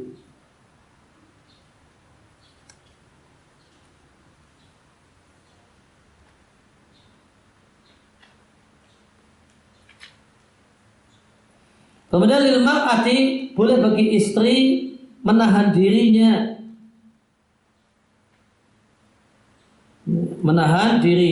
an zaujiha, sehingga tidak dia serahkan untuk disentuh oleh suaminya sampai istri ini menerima mahar yang tunai. Ya, suaminya mengatakan maharnya mahar tunai, maka dia tidak mau disentuh sampai mahar tunainya diserahkan. Itu laha boleh jadi haknya. Fa in salamat nafsaha, jika dia serahkan dirinya boleh disentuh oleh suaminya. Ta'iatan dalam keadaan taat sebelum dia menerima mahar tunai. Fawati'aha, kemudian suaminya pun menyetubuhinya. Maka setelah itu tidak boleh bagi istri untuk menuntut pembatalan pernikahan idza aksara bihi, jika ternyata suaminya punya kesulitan ekonomi bihi untuk menyerahkan mahar tunai yang dijanjikan. Jadi kalau dia belum serahkan dirinya, ini bisa ternyata saya nggak punya duit untuk bayar mahar tunai yang saya janjikan, pihak perempuan boleh merusak dan membubarkan pernikahan. Contoh yang keempat, aulia udam itu keluarga korban pembunuhan. Jika aulia udam telah menggugurkan haknya dalam qisas, berpindah pada diyat, atau bahkan dimaafkan cuma-cuma, tidak boleh bagi mereka menuntut bil qawatu qisas ba'da dzalik, setelah itu. Wayulah itu bisa diperhatikan melalui contoh-contoh penerapan ini, bahasanya hak-hak yang bisa dijatuhkan adalah hak-hak manusia al-mujarradah, murni hak manusia. Adapun hak Allah maka tidak bisa digugurkan. Semacam hudud hukuman had idza balaghat al-imam, jika telah sampai pada penguasa. Artinya hukuman had itu bisa digugurkan jika belum sampai kepada penguasa. Ya, misalnya hukuman had pencuri potong tangan, itu jika sudah sampai pada penguasa, itu tidak boleh digugurkan dengan dimaafkan oleh pihak yang kecurian. Itu kalau sudah sampai kepada aparat yang berwenang, pihak penguasa, kemudian korban pencurian mengatakan saya maafkan, nggak usah dipotong tangannya, saya kasihan. Itu sudah tidak boleh. Tapi kalau belum sampai kepada penguasa, belum sampai pada penguasa, korban mengatakan saya maafkan, nggak usah dihukum, biarkan dia pulang, biarkan dia bebas. Maka korban pencurian boleh memaafkan dan orang ini bebas dari hukuman had pencuri potong tangan. Namun penguasa di sini gimana ini? Ini yang perlu dikaji lebih lanjut. Kalau di tempat kita, polisi itu masih kemudian ngejak damai, damai sajalah. Polisi itu jadi juru damai. Nanti berkas dari kepolisian pindah ke kejaksaan, kejaksaan juga masih ngasih tawaran damai. Terus sampai ke pengadilan. Pengadilan sudah tidak lagi ngasih tawaran damai kecuali dari belakang. Kalau dari depan udah nggak damai kalau pengadilan. Maka kalau dibawa ke konteks kekinian dan keindonesiaan, mungkin imam itu pengadilan mungkin pengadilan. Kalau kemudian teorinya penguasa, harusnya kepolisian sudah tidak boleh. Tapi kayaknya sudah jadi hukum hukum standar, polisi itu ini nawari damai pada pihak-pihak terkait.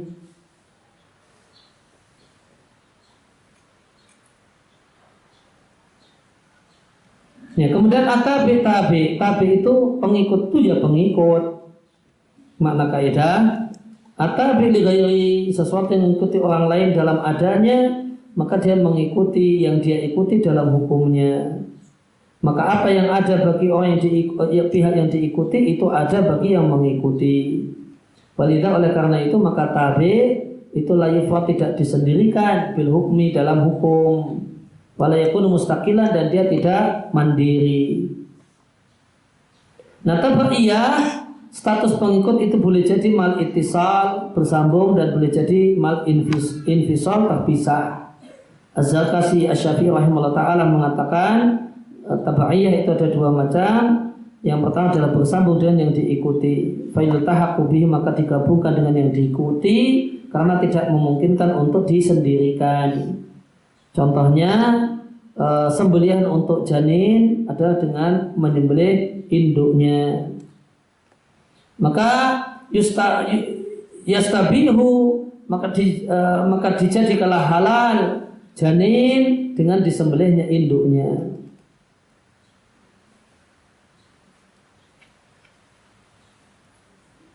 Contoh yang kedua adalah badal infisal, contohnya anak kecil atau bayi jika tertawan dan bersamanya salah satu bapak dan ibunya, maka dia mengikuti orang tuanya meskipun dia sudah terpisah, sudah tidak lagi janin, dia sudah terpisah dari bapak dan ibunya.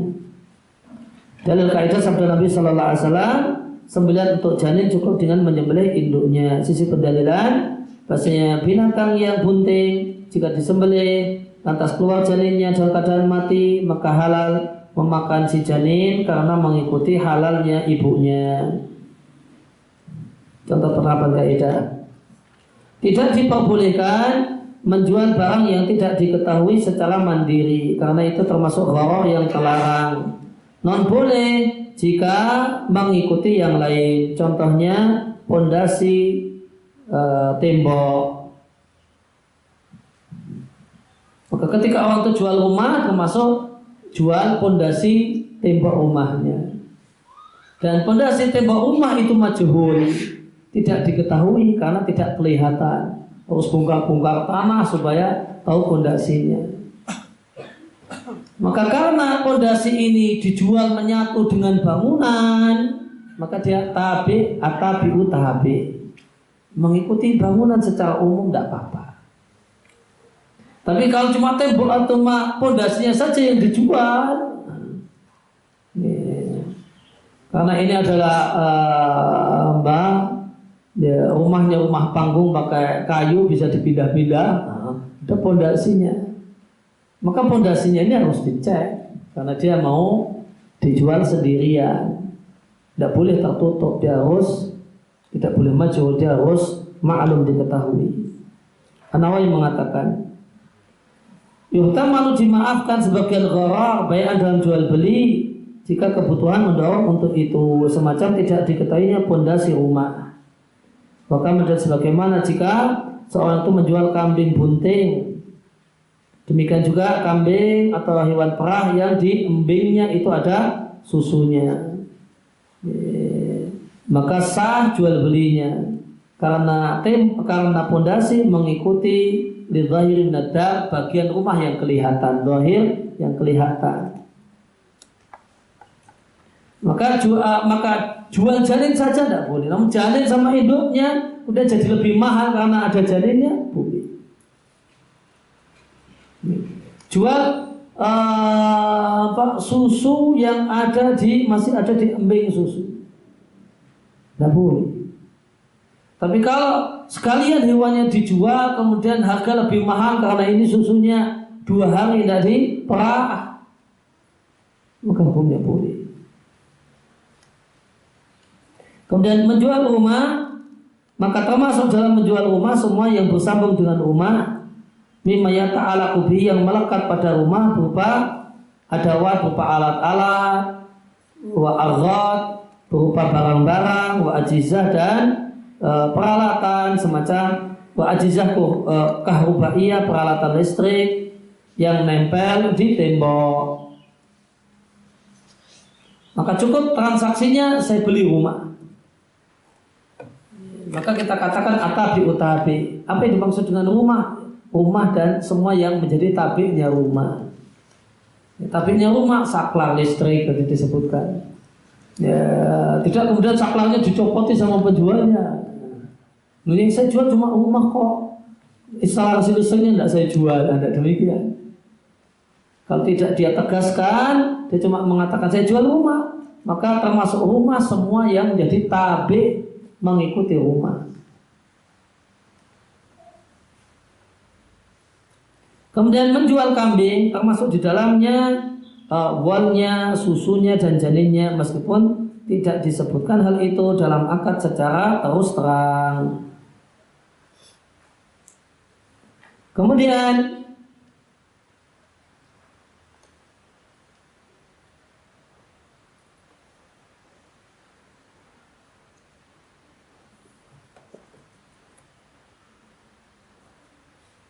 wa ana yajuzu aklas susi al-mayyit.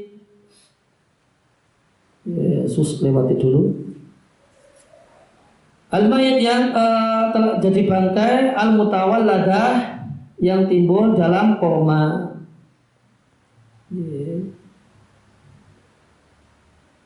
Kemudian dibolehkan makan al-dud al-mayyit.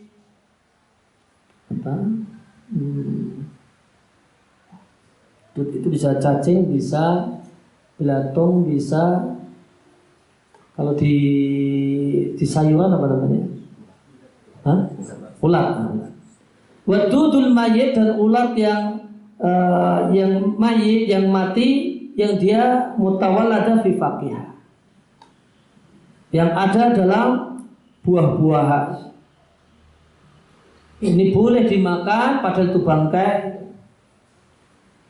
Padahal itu bangkai yang hukum asalnya kalau bersendirian haram, taba'an. Kenapa boleh dimakan? Halal dimakan karena tabi. Itsyaqqa tamyizuha, karena sulit untuk memisahkannya. Maka ketika ada orang makan buah langsung dimakan, ternyata ada ulat yang ikut ketelan. Ada ulat buah yang ikut ketelan. Apakah dia tergolong makan yang haram? Jawabannya tidak. Jawabannya tidak.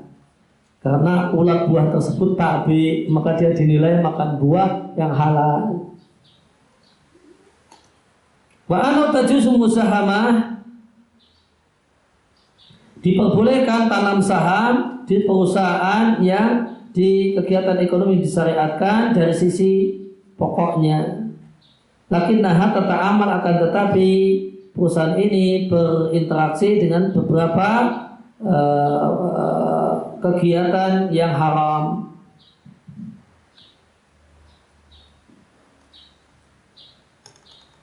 In anna hadzal naw', karena minal asum, karena saham jenis ini, wa in kana fihi, meskipun ada padanya nisbah itu persentase basitah yang sangat sedikit, minal haram, dari haram, ila, akan tetapi anah persentase ini datangnya karena tabi. Ya, ini ada satu perusahaan, dia bergerak di bidang yang halal, maka tanam saham di situ tidak masalah. Dan namun kondisi menuntut saham perusahaan ini punya dan naruh uangnya di bank misalnya. Kemudian uang di bank tersebut sebagiannya kecampur dengan bunganya. Ya, maka dividennya nanti kecampur. Ya, ada campuran bunga bank yang belum terpisahkan. Maka ini tanam saham di sini tidak apa-apa. Karena itu satu, karena perusahaan ini naruh uang di bank itu tabi.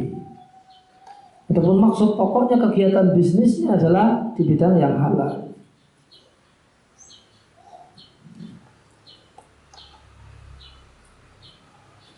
Tentang zakatul janin, zakatul ummi, ada catatan kaki, dikeluarkan oleh Abu Dawud dalam sunannya, dan diriwayatkan kata-kata zakah yang kedua ada yang membacanya dengan rofa, dan inilah yang benar, ada yang membacanya dengan nasab. Maka siapa yang rofa'a, membacanya dengan rofa, maka dia jadikan sebagai khabar mubtada. Alladhi huwa zakatun, yaitu zakat. Fatakunu, maka jadilah sembelihan untuk induk, itu sembelihan untuk janin. Tidak perlu ada sembelihan mustaknifin tersendiri. Sedangkan yang membaca nasab karena takdir, maka muqaddarnya zakatul janin ka zakati ummihi. Sembelihan untuk janin itu seperti sembelihan untuk ibunya, yaitu harus digorok. Falamma hudifa, maka tatkala dibuang harful jar, huruf jarnya nusibah, maka dibaca nasab. Wa indaha dan menurut hal ini tidak halal janin jika dia keluar dalam keadaan mati, itu tidaklah halal karena belum disembelih. Karena menyembelih induknya bukan berarti menyembelih si janin. Wahai hadis ini diantara yang yadharu fiha, nampak padanya pengaruh ilmu nahwu untuk menyimpulkan hukum fikih. Maka tadi zakatul janin, zakatul ummihi itu ada zakat, kata-kata zakah yang kedua itu ada dua cara baca. Yang dikatakan sebagai al-asah, zakah yang kedua itu marfu.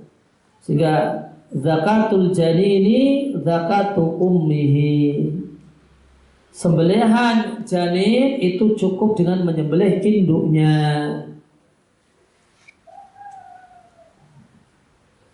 Nah, kemudian cara baca yang kedua, namun ini kurang kuat. Zakah yang kedua dibaca nasab, dibaca fathah. Sehingga zakatul janini, zakata ummihi. Sembelihan untuk janin itu seperti sembelihan untuk induknya, yaitu digorok lehernya. Sehingga jika janin ini keluar dalam keadaan sudah mati, ya sudah, tidak bisa dikonsumsi. Tapi kalau dia keluar dalam keadaan hidup, nah supaya halal disembelih dengan cara menyembelih seperti menyembelih ibunya atau induknya. Qala Nadim hafizallahu ta'ala, qala tunat bisyaqi wal isyani usatun al-kharaju bid-domani. Nah, rusah tidak dikaitkan dengan keraguan-raguan dan tidak dikaitkan dengan maksiat. Kemudian kaidah yang lain, keuntungan itu bidoman karena siap memikul kerugian. Maka An-Nadhim hafizallahu ta'ala dalam bait ini menyebutkan 3 kaidah. Nah, kaidah 9, 10 dan 11. Kaidah yang ke-9, rusah tidak dikaitkan dengan ragu-ragu. Rukhas jamak dari rukhsah, jadi adalah hukum asabit yang ada menyelisihi hukum aslinya karena satu udzur. Aslinya zuhur 4 rakaat, rukhsah jadi 2 rakaat. Ya, 2 rakaat salat zuhur ini hukum yang valid dan menyelisih hukum aslinya. Ragu-ragu adalah bimbang di antara 2 perkara tanpa ada kelebihan yang satu bagi yang lain. Makna kaidah, idza kana sabab rukhsah, jika sebab rukhsah itu satu hal yang meragukan, maka tidak boleh iqdam alaiha, mengambil rukhsah karena hukum asalnya tidak ada rukhsah. Nah, para ulama itu, ulama fikih Syafi'iyah mendalili kaidah ini dengan istishab. Sisi penjelasannya, bahasanya rukhsah itu menyelisihi hukum asal. Maka tidak berpindah kepada rukhsah kecuali dengan yakin atau sangkaan kuat. Pada gilirannya, maka jika seorang itu bimbang fi musawwiri rukhsati, tentang hal yang membolehkan rukhsah, maka kita pertahankan hukum tidak boleh melakukan rukhsah. Di antara penerapan kaidah ini, seandainya orang yang mau mengusap khuf itu ragu-ragu tentang inqidha, berakhirnya masa mengusap, maka wajib baginya membasuh 2 kaki karena syarat rukhsah mengusap khuf adalah jangka waktu. Dan jika ragu-ragu dalam masalah jangka waktu, kembali pada hukum asal, yaitu kaki itu dibasuh. Sebagaimana disampaikan dalam matan Zubat, wa iya syukka fin qita'i ghasala, jika ragu-ragu tentang berakhirnya jangka waktu mengusap, maka dia basuh, dia guyur. Kemudian orang yang ragu-ragu tentang bolehnya qasar salat ataukah tidak, bi'ansyaka, dia ragu-ragu apakah masa fajar ini sudah membolehkan qasar ataukah tidak, atau dia tidak tahu. Biasanya orang yang dia ikuti musafir ataukah tidak, maka salatnya dianggap sah. Kemudian jual bil araya, kemarin telah kita jelaskan araya. Araya itu di koma kering dibarter dengan rotok.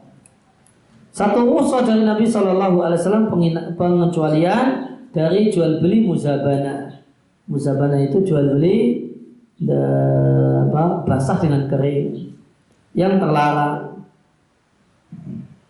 Dan perawi Dan di antara syarat boleh aroya itu 5 wasak. 1 wasak itu 60 sok. 1 sok itu 2,5 kilo atau 3 kilo. Rawi ragu-ragu apakah Nabi membolehkan rukhsah untuk 5 wasak atau hanya yang kurang dari 5 wasak. Maka Syafi'i dan Hanabilah mengambil pendapat yang kedua dengan alasan rukhsah tidak dikaitkan dengan ragu-ragu. Jadi di hadis tentang bolehnya aroya itu ada 2 redaksi. Redaksi yang pertama, boleh aroya kurang dari 5 wasak. Redaksi yang kedua, boleh aroya manakala tidak lebih dari 5 wasak. Tidak lebih dari 5 wasak berarti 5 itu bisa boleh. Nah, dari 2 kemungkinan ini Syafi'iyah mengambil tidak disyaratkan kurang dari 5 wasak. Alasannya karena rukhsah tidak dikaitkan dengan keraguan-raguan. Ya, demikian di sesi yang pertama kita beri terlebih dahulu. Wassallallahu ala nabiyina Muhammadin wa ala alihi wasallam. Alhamdulillahirabbil alamin.